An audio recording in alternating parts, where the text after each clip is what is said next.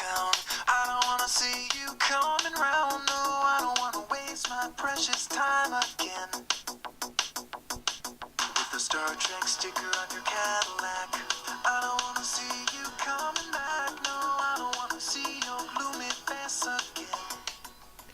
Hola, ¿qué tal, chicos? Bueno, vamos a ver la segunda parte de esta unidad, que era sobre estructura atómica y la tabla periódica. En principio vamos a ver, o vamos a repasar, mejor dicho, los tres modelos atómicos que viste ya el año pasado o en el curso anterior. Sería el modelo atómico de Thomson, Rutherford y el modelo atómico de Bohr, ¿vale? Pues bien, para empezar, vamos a hablar del modelo atómico, sobre el modelo atómico de Thomson. Ahí he puesto tres imágenes y las voy a explicar, son muy sencillitas. J.J. Thomson, ¿vale? En 1897 descubrió el electrón, ¿vale? Y concluyó que los electrones eran una parte del átomo. Él todo esto fue a partir de las ideas de Dalton, ¿vale? Él realmente lo que hizo fue actualizar esas ideas. Años antes, W. Crookes experimentó con tubos de descarga. Tubo de descarga es el primer tubo o la primera imagen que ve ahí en la parte de Thomson, ¿vale? Era un tubo, era una ampolla de vidrio en la que habían hecho el vacío y donde tenía un cátodo, que es el puntito azul que hay en uno de los extremos, y un ánodo en el extremo contrario, ¿vale? Que sería el puntito rojo. Esa ampolla de vidrio, que tenía dos discos metálicos, ¿vale? Esos discos le llaman electrodos, y sobre esa ampolla de vidrio se había hecho el vacío. Como ya he dicho, cada electrodo, un cátodo y el otro el ánodo, y se hacía emitir partículas. Ellos no sabían que eran partículas en un principio, entonces lo que ellos hacían era aplicar un gran voltaje entre los electrodos y veían que aparecía una luminiscencia en el lado del ánodo, ¿vale? En la parte de atrás, donde veis esa crucecita. Entonces ellos dedujeron de que eso sería pues rayos catódicos, ¿vale? Así Crookes observó que sobre el ánodo se producía sombra si poníamos, ¿vale? Si se ponía una pieza metálica en forma de molinillo, ¿vale? Esa cruz que veis era realmente un molinillo, y ellos veían que se hacía esa sombra, y si ese molinillo se dejaba girar libremente con respecto al eje Y, pues cuando se emitían los rayos catódicos, ellos observaban de que ese molinillo se podía mover. Por tanto, llegaron a la conclusión que esos rayos catódicos que iban de un extremo a otro de la ampolla y que chocaban con ese molinillo, pues realmente eran partículas, ¿vale? Bien, Thomson modificó ese tubo catódico y creó el tubo que veis a continuación, que es un poco más alargado, tiene un cátodo y un ánodo, en ambos extremos es igual, pero él hizo una modificación. Él lo que hizo fue poner dos placas paralelas en mitad del tubo. Una de esas placas estaba unida a un ánodo, la otra un cátodo, de manera que cuando aplicaba un alto voltaje entre el cátodo y el ánodo iniciales, los primeros que había, ¿vale? Los que están en los extremos, él hacía pasar el haz de rayos catódicos de un extremo a otro del tubo, y como en medio teníamos otros dos electrodos, pues él veía que ese haz se acercaba al electrodo del cátodo, al azul que ves ahí, ¿vale? El que está en medio, las dos plaquitas que hay en medio, una tiene conectado un punto azul, ¿vale? Tiene una rayita azul, otra tiene una rayita roja, pues esos rayos catódicos, cuando iban de izquierda a derecha, se desviaban un poquito hacia abajo, y eso quería decir que se estaban pegando o se estaban acercando al cátodo, al electrodo positivo. ello le llevó a pensar de que esos rayos catódicos realmente eran cargas negativas, eran partículas con cargas negativas, ¿vale? Por tanto, tras varios intentos de concluir sobre la estructura del átomo, Thomson llegó a la conclusión de que un átomo es una esfera de carga positiva en la que se encuentran incrustados los electrones, que pueden salir o entrar del átomo dando lugar a un anión. Esto lo podéis encontrar en internet como el modelo de pudín de pasas, porque él consideraba que la masa que hay en medio roja es una carga positiva, es como si fuera el bizcocho de una magdalena, y las pelotitas que hay alrededor, que serían los electrones, serían pues las pasas que están incluidas, que están inmersas en esa magdalena, ¿vale? Bien, pues este es el modelo de Thomson. Si os fijáis, él no hablaba de que los electrones dentro del átomo se movían, sino que estaban en posiciones fijas, que podíamos arrancar y podíamos añadir, pero dentro del átomo ellos estaban así, ¿vale? Y la masa o el átomo, todo el átomo estaba formado por una masa positiva. Bien, en 1910 Millikan consiguió, tras varios experimentos, tener el valor de esa carga negativa, que es de menos 1,6 por 10 elevado a menos 19 coulombios, ¿vale? Bien, pues vamos a ver el siguiente modelo. El siguiente modelo es el modelo de Rutherford.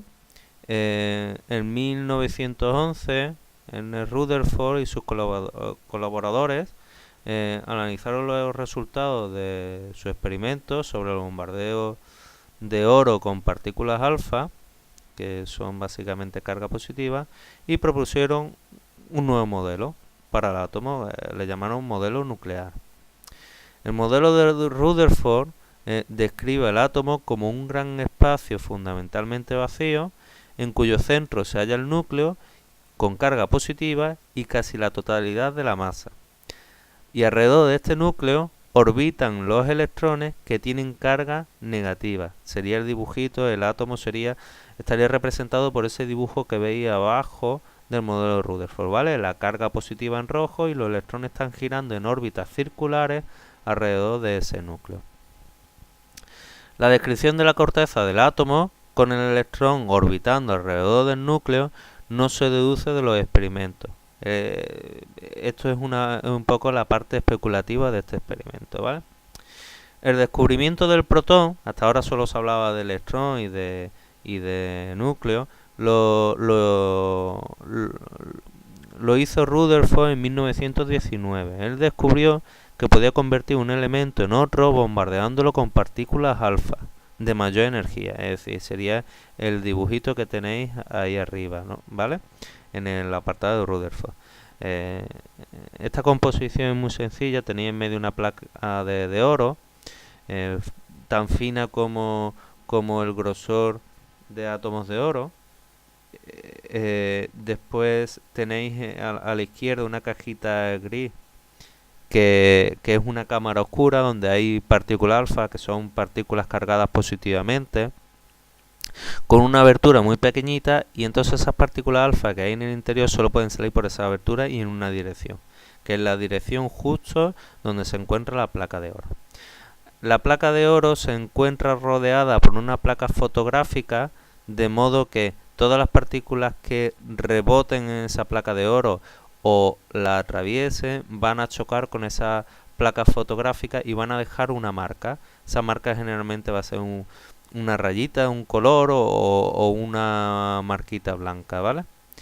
Porque esas placas fotográficas eran negras. Es como las placas que hay en los rayos cuando os van a hacer una placa de rayos X, pues igual. Pues bien, en 1919 Rutherford descubrió que podía convertir un elemento en otro bombardeándolo con partículas alfa de mayor energía. Como resultado de ese bombardeo, además de un nuevo elemento, se obtenía una partícula de carga positiva, más 1, de características similares al núcleo de hidrógeno. Dicha partícula era el protón. Él lo que había conseguido era transmutar un elemento en otro. Él se dio cuenta que cuando nosotros bombardeábamos esa lámina de oro, parte de las partículas, la mayor parte, atravesaba esa lámina de oro en línea recta y veis una rayita en línea o sea, en la misma línea de salida de las partículas de la caja, ve una línea muy concentrada que era donde chocaban casi todas las partículas alfa que atravesaban la lámina de oro. Ve una pequeña proporción de esas partículas que se desviaban, ¿vale? Y apareció unas señales en los laterales de la placa fotográfica, aparecieron unas señales de esas partículas. Y una cantidad muy pequeña de esas partículas alfa que chocaban con la lámina de oro rebotaban y volvían prácticamente en la misma dirección de la que habían salido. Bien, con eso concluyó que si la mayoría de las partículas atraviesan la lámina de oro, pues eso quería decir de que el átomo estaba prácticamente vacío.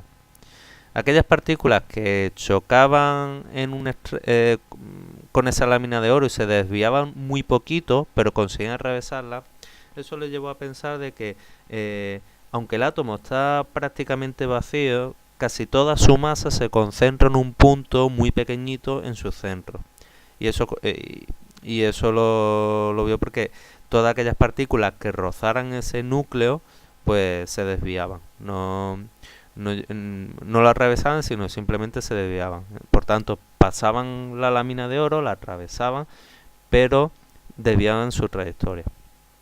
Y aquellas partículas en muy poca proporción que rebotaban en esa lámina de oro y no conseguían atravesarla, era como consecuencia de aquellas partículas que habían chocado exactamente con el núcleo del átomo, ¿vale?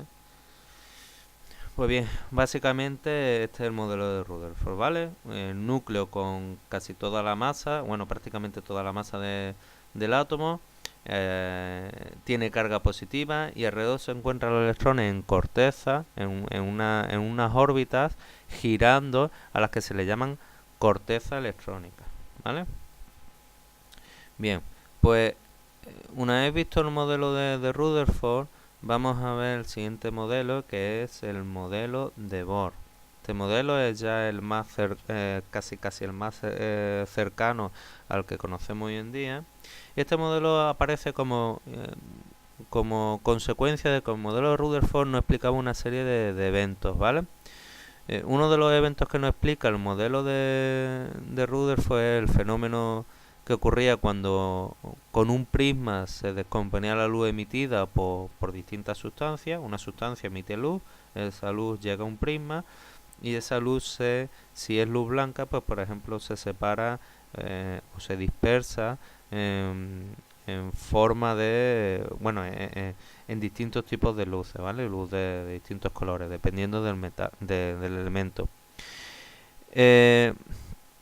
El otro problema que había era que según el electromagnetismo clásico, el electrón no podía estar girando en cualquier órbita. Pues al ser una partícula cargada, emitiría energía en su giro, que la iba perdiendo gradualmente, lo que implicaba que se iría acercándose al núcleo hasta colisionar con él. Además no podía explicar los espectros atómicos, ¿vale? Es decir, básicamente el modelo Rutherford no explicaba por qué esos electrones que giran en la corteza no caen a ese núcleo, y tampoco explicaba el por qué los átomos pueden emitir o absorber luz, ¿vale? Y entonces Bohr consigue dar explicación a eso. Pues bien, antes de explicar el modelo de Bohr, para que lo entendáis mejor, vamos a ver los distintos tipos de espectros que hay. La luz blanca, pues bien, la luz blanca que emite una lámpara incandescente se descompone en colores al pasar a través de un prisma de vidrio. Un prisma de vidrio es una figura geométrica en 3 dimensiones es un cristal perfecto que forma una pirámide de base trigonal. Perdón. ¿Vale? Cuando nosotros hacemos pasar luz por ese prisma, lo que conseguimos es que la luz blanca se disgregue en luz de distintos colores, ¿vale? Estos colores son el espectro de la luz que atraviesa ese prisma, ¿vale? Y que es la luz refractada. A cada franja de color le corresponde un intervalo diferente de energía. La luz blanca lleva una energía, pues cuando esa luz se dispersa, cada franja de color corresponde a un valor de energía. Y el espectro que sostiene es un espectro continuo, ¿vale? Es decir, la separación entre los colores no es nítida. Si en vez de luz blanca utilizamos la emitida por una sustancia lo suficientemente caliente y la hacemos pasar por un prisma, vemos que solo existen algunas líneas. Esto es un espectro discontinuo. Perdón. Pues bien, eso sería los espectros atómicos, serían esas dos representaciones que tenéis arriba, ¿vale? Ahora la veo un poquito, digo cuál es cada una, porque, o bueno, lo puedo decir ya. La primera sería el espectro continuo de la luz blanca. El espectro de la luz blanca es continuo y podemos observar de que no hay una separación, como ya hemos dicho, de los colores, una separación nítida. Y en el espectro de la derecha, en este caso el espectro discontinuo de un átomo de hidrógeno, y podemos observar que aparecen 4 líneas, cada una de las cuales corresponde a un valor determinado de energía.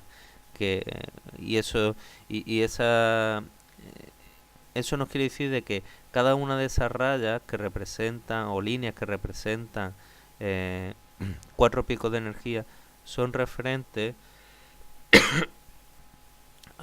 pues bueno, sería la cuantización de la energía. Eso nos da una idea de que la energía está cuantizada, pero bueno, eso lo veréis en cursos superiores, no os preocupéis por eso. Ahora con el modelo de Bohr vamos a entender un poquito mejor este espectro. Pues bien, en 1913 Niels Bohr, colaborando con Rutherford, mejoró su modelo introduciendo el concepto de la cuantización de la energía. Según Rutherford, la órbita del electrón se podía encontrar a cualquier distancia del núcleo, siendo mayor la energía cuanto más alejado se encontrara de ese núcleo. Pero Bohr introdujo 2 hipótesis sobre este modelo, ¿vale? La primera era que el electrón gira alrededor del núcleo en ciertas órbitas con un radio determinado. En ellas no gana ni pierde energía. Son órbitas estacionarias, es decir, el electrón puede girar alrededor del núcleo en unas órbitas que serían algo parecido a las órbitas de los planetas, y ahí el electrón ni gana ni pierde energía. Siempre se mantiene con la misma velocidad, las mismas propiedades energéticas, y ese electrón nunca va a caer al núcleo. En la segunda hipótesis, un electrón puede pasar de una órbita de menor energía, de las que están más cerca del núcleo, a otra de mayor energía, las que están más lejanas del núcleo, absorbiendo una determinada cantidad de energía. Es decir, si nosotros un electrón que está en una órbita muy cerca del núcleo le aportamos energía, ese electrón es capaz de saltar a órbitas superiores, ¿vale? Eso lo veis en el dibujito de abajo y en la escalerita. Cada escalerita representa una órbita. Si damos energía, el electrón puede saltar de una órbita inferior a un peldaño superior. Depende de la energía que demos, pues saltará más o menos, ¿vale? Y eso pasa en las órbitas. Por tanto, un electrón puede pasar de una órbita de menor energía a otra de mayor energía, absorbiendo una determinada cantidad de energía.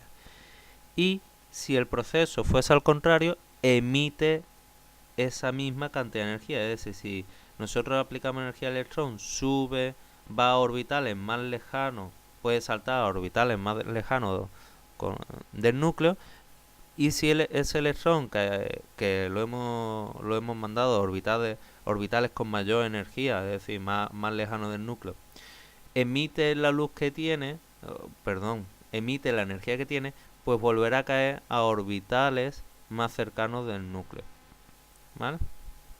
El primer caso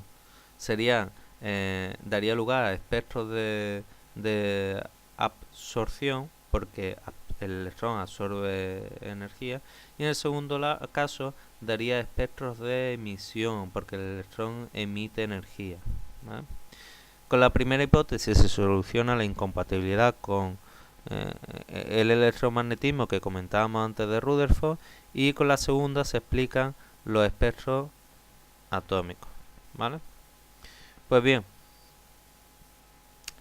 en los espectros atómicos, la relación de estos espectros atómicos y el modelo de Bohr, básicamente o podemos resumir en una frase que dice que la cuantización de las energías de los electrones en la corteza de los átomos es una propiedad fundamental de esto, es decir, los electrones, por el hecho de encontrarse en una órbita determinada dentro de un átomo, tienen una energía cuantizada, es decir, tienen una energía concreta. Y solo si ese electrón pasa a otro orbital, superior o inferior, él tendrá una energía diferente y también concreta de ese orbital al que pasa de ese nivel, ¿vale? Pero el electrón jamás se va a poder encontrar en una zona interorbital, es decir, una zona entre dos orbitales, ya sean consecutivos o no consecutivos. Es decir, en los espacios en los que nos encontráis líneas en esas representaciones de los átomos, ahí jamás podemos encontrar electrones. Bien, Bohr consiguió determinar cuantitativamente los niveles de energía de los electrones de un átomo dado en función de su número atómico y de un parámetro n, cuyo valor siempre es un número natural que puede ser 1, 2, 3, 4, 5, 6, etc. Y ese número n indica el número de órbitas, ¿vale? Es decir, cada órbita que veis ahí en el átomo, pues empezando por la primera órbita que está cerca del núcleo, esa es n igual a 1, la siguiente órbita n igual a 2, la siguiente n igual a 3, así hasta, pues, en principio sería infinito, pero habría que contar solo las que tienen electrones. Pues bien, cada electrón se va a encontrar en una de esas órbitas, en n igual a 1, n igual a 2, n igual a 3, etc. Y de esta forma podemos relacionar directamente la energía de un nivel con el valor correspondiente de n. Si un electrón no se encuentra en el nivel de menor energía posible, decimos, es decir, en el nivel de energía más cercana del núcleo, podemos decir que el átomo está en estado excitado. Es decir, si un electrón no se encuentra en su nivel más bajo, en su orbital más cercano del núcleo, decimos que ese electrón está excitado. Y si por el contrario todos los electrones ocupan los niveles de menor energía posible, es decir, los niveles que les corresponden de forma fundamental, de forma natural, decimos que el átomo se encuentra en un estado fundamental, ¿vale? Pues bien, con esto prácticamente habríamos visto el modelo atómico y ya simplemente habría que hablar del modelo mecanocuántico, que eso lo vamos a ver un poquito más rápido. Ahí no nos vamos a entretener mucho. Bueno, un poquito sí, pero bueno, vamos a verlo un poquito más rápido y ya está. Ese modelo mecanocuántico que estáis viendo ahí pone modelo mecanocuántico y configuraciones electrónicas, que no quiero que sea muy largo el vídeo. En el modelo mecanocuántico, recordad que cada orbital le damos una letra n igual a 1, n igual a 2, n igual a 3, y dentro de cada orbital, de cada n, vamos a tener unos suborbitales que van a, o más bien que se van a representar con van a tener una forma determinada y el que va a aceptar una serie de números o va a aceptar una cantidad de electrones. Es decir, el átomo lo vamos a estructurar a partir de ahora en el núcleo y la corteza. En la corteza los electrones se van a disponer en distintos niveles de energía. Nivel 1, nivel 2, nivel 3, nivel 4. Y dentro de cada nivel podemos encontrarnos orbitales, ¿vale?, con distintas formas. Serían los orbitales S, que son forma esférica, orbitales P, que tienen forma de bueno, eso ya lo comenté, sería una especie, como diríamos, como el símbolo de infinito, pero en 3 dimensiones, ¿vale? Y después habría otra serie de orbitales D, orbitales F, pero bueno, S, P y D más o menos son los que vamos a trabajar. Y en cada uno de esos orbitales, pues va a caber un determinado número de electrones. Bien, Un orbital atómico, por tanto, va a ser una región del espacio donde, esto para el modelo mecano cuántico, va a haber una mayor probabilidad de encontrar el electrón. En cada orbital se puede ubicar un máximo de 2 electrones, ¿vale? No más. Entonces, eso sería por ahí, vale. No sé, bueno, sí, venga, vamos a comentar lo siguiente. Pues bien, esto va a estar bastante relacionado con las configuraciones electrónicas, ¿vale?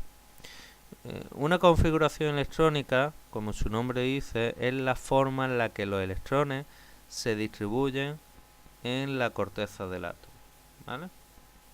Y sería la siguiente imagen, el diagrama de Moore. Y entonces esto me sirve para introducir la siguiente parte del vídeo. Entonces lo vamos a dejar aquí ahora, que mastiquéis un poco los modelos, y ya en el siguiente vídeo vamos a tratar esta parte, ¿vale? Si no, esto va a ser demasiado largo, os lo pondré en otro vídeo aparte y listo. Bien, entonces en el siguiente vídeo empezamos a partir de los modelos mecano-cuánticos y la configuración electrónica. Y con esto casi que está terminada esta parte del tema, ¿vale? Venga, un saludo y hasta el próximo vídeo.